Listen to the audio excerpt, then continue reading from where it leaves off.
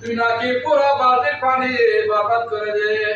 এই বলে ওই বাচ্চাকে এমন ভাবে ছোঁয়ার দিল, ছোঁয়ার দেওয়ার সাথে বাচ্চা ও করে কান্না শুরু করলো। সুবহানাল্লাহ।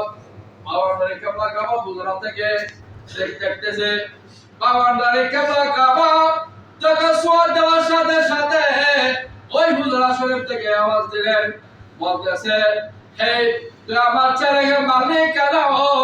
আমার ছেলেকে হাত থেকে ছেড়ে দাও। এটা বলা সারা তোনার খলামের মধ্যে এমন একটা থরথর করে কাঁপুনি শুরু হয়ে গেল। বাবা মালিককে কাবা তখন বললেন, আমার ছেলেকে মারলি কেন? ওকে ছেড়ে দাও, ছেড়ে দাও। সব বলার সাথে সাথে বাবা ওনাকে ওই জায়গা থেকে ছেড়ে দিলেন।